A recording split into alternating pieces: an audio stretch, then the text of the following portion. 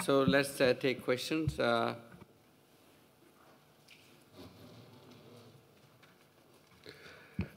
have a question for Pascal Petit.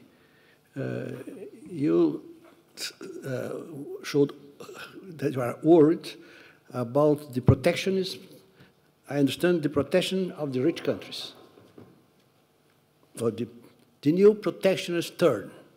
This was the expression that you used. I would like you to explain a little better this, because indeed, since the global financial crisis of 2008, we are seeing protection reappearing, fundamentally in rich countries.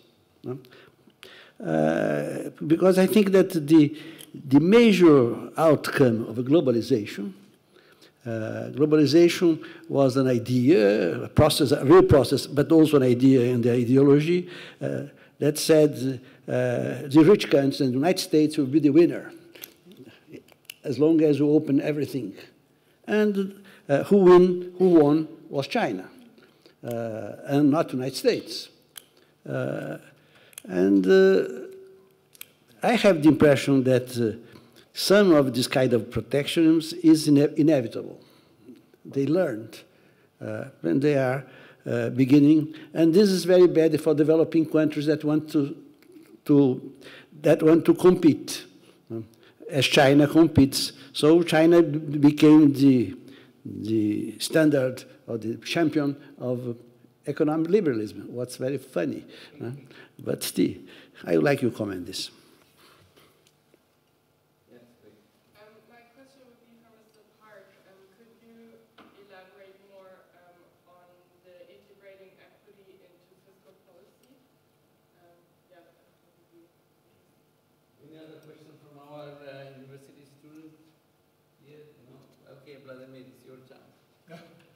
Yeah, thank you so much.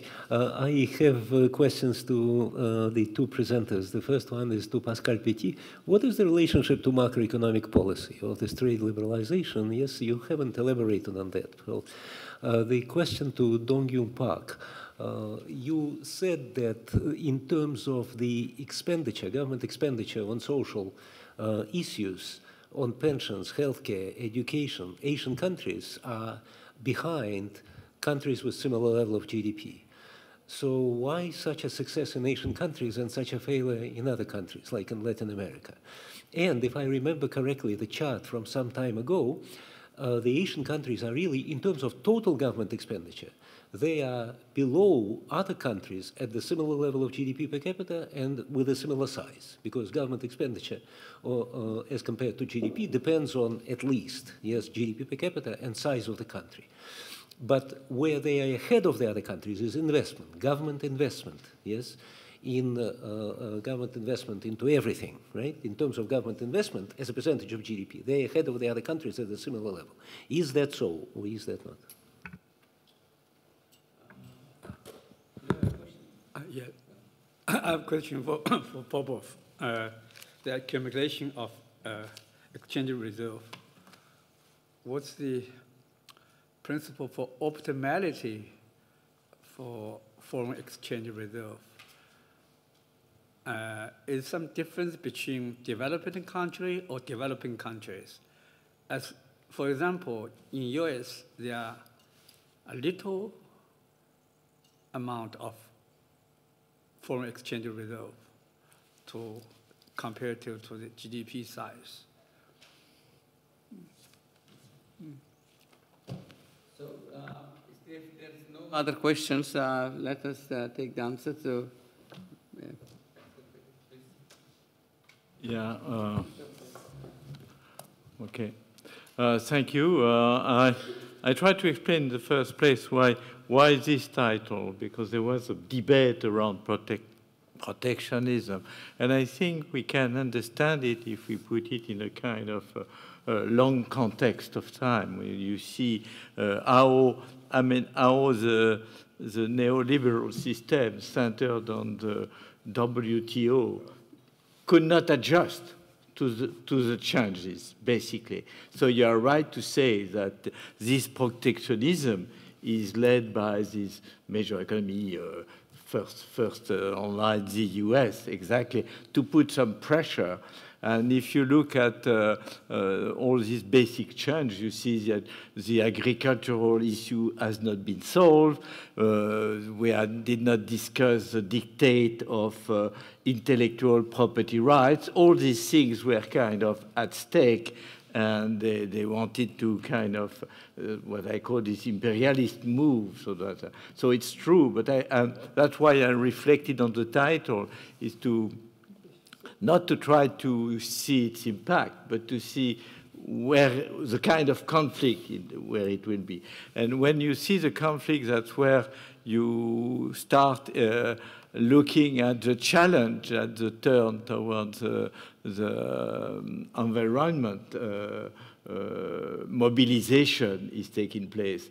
And here you see, and this I go to the answer to Mr. Popov, you see the kind of investment. I stress the development banks with new criteria, all these elaboration on, it's not at all, they are very dependent on development banks that will be working and investing in some specific infrastructure. And it will be also redistributive, because the mobilization around these goals tend to be very local.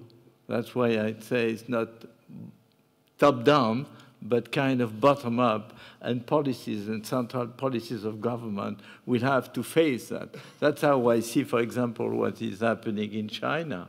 A lot of time you have local people with real problems, so that China, enacting as it does in these international negotiations, are also pushed by their people, by the number of situations where the degradation of environment is important, and it will kind of lead all these problems of infrastructure, and it will at the same time be an adjustment to the climate change, but also a redistributive policies with all these insurance schemes that will. So it will feel it will help. I mean, it will go in the direction of these sustainable development goals of reducing inequalities, constructing the type of infrastructure, and it will go also in direction which could be surprising in many countries in terms of developing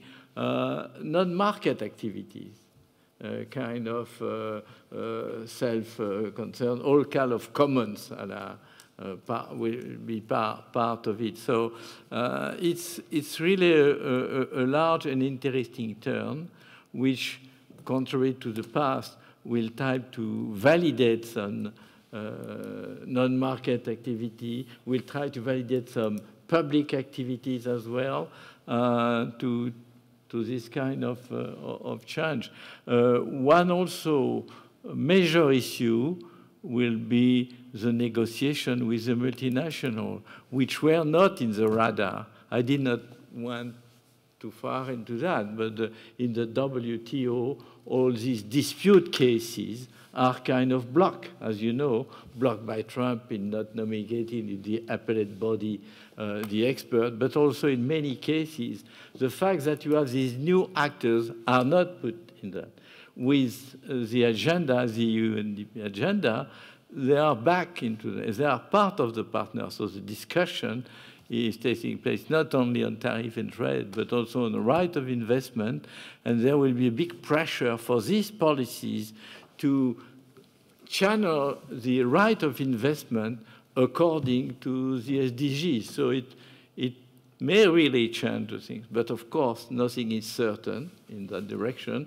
And you can have, and you have Bolsonaro's and Trump and all that, we can have tariff wars, you can have all kind of conflicting and authoritarian state. That's certainly the danger of this.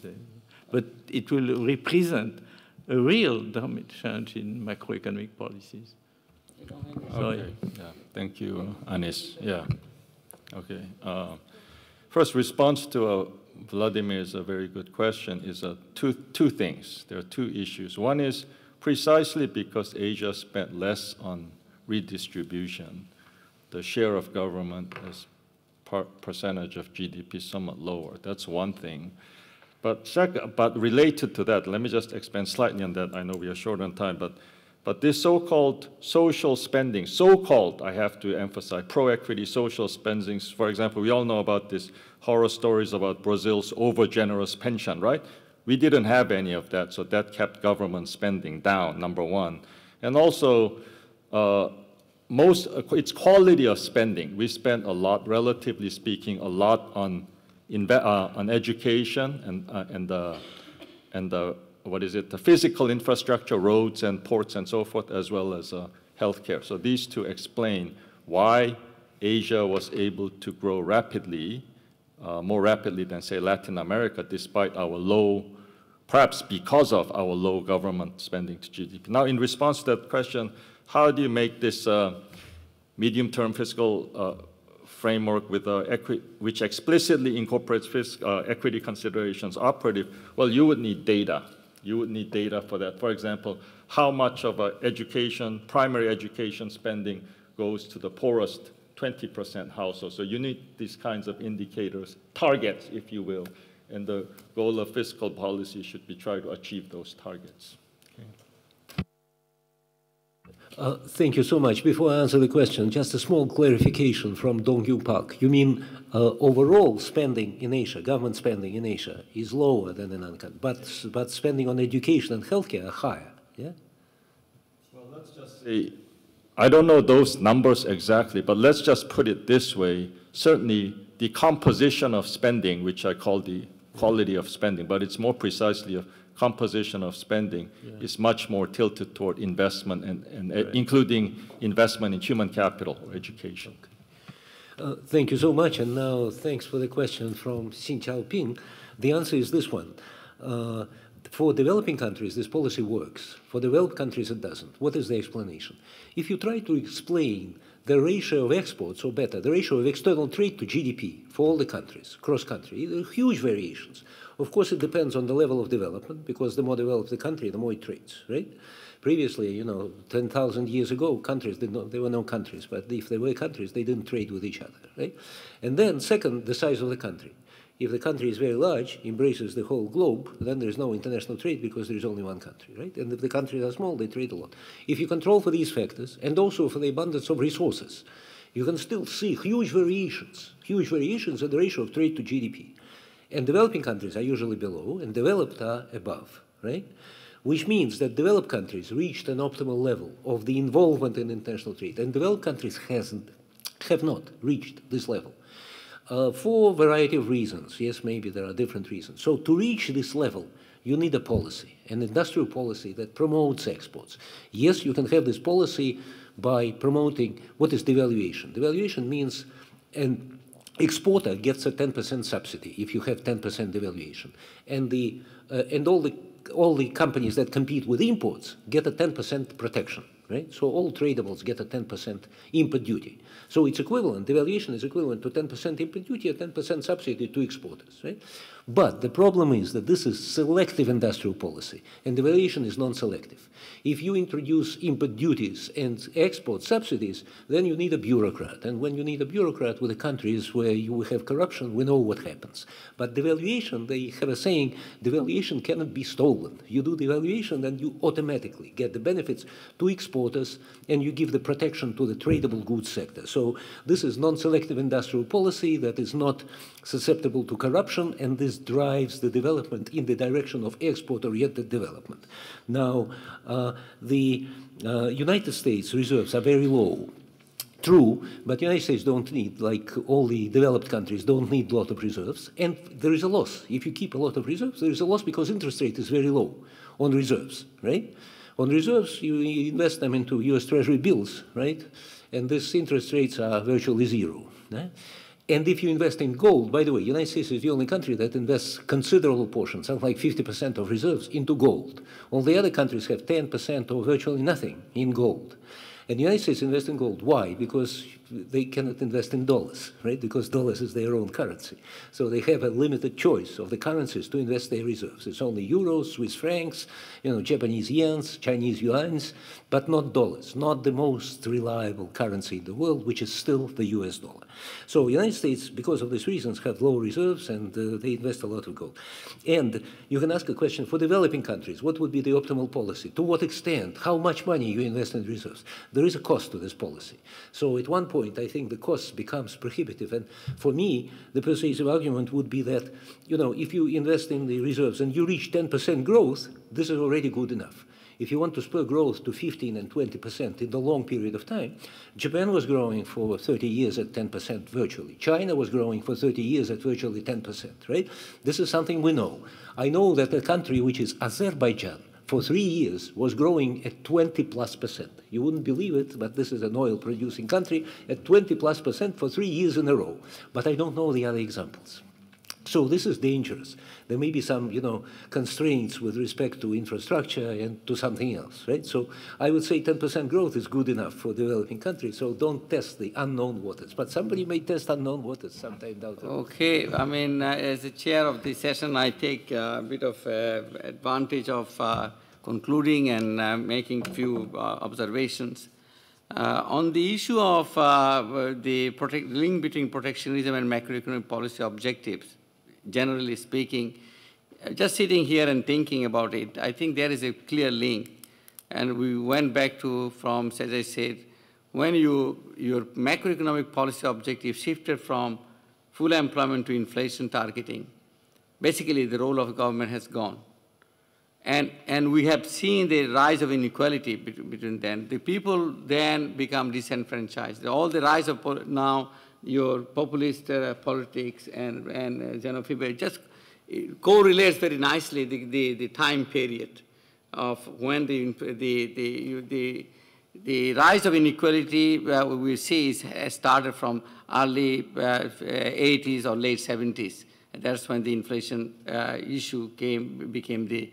And also, the Latin American debt crisis. If you look at, we blame everything on Latin America, everything on import substitution, industrialization, and so on, but we do not see the underlying reasons. It started from U.S. deciding to fund the Vietnam War by printing money, not by taxing its own people. That's Johnson's decision. So the confidence in U.S. dollar, which was the backbone for international finance since the Second World War, broke down. In 1971, Mr. Nixon said, sorry, I don't care. I'm not going to. And that was the time when oil-producing countries thought, well, all this dollar is worthless now. It doesn't have any gold backing, so they raised the price. Immediately they raised the price. And what happened, all this money went to the U.S. banks. So U.S. banks then almost lured the Latin American countries because it's very low interest, to borrow. And the poor guys borrowed. And come late 70s and early 80s, is inflation targeting full in force. And U.S. interest rate suddenly goes up. And these countries didn't know what to do. So it was nothing to do with the policies, but the political decision, ideological shift towards the right that caused the Latin American debt crisis. I stop, I rest my case. Discussion over coffee.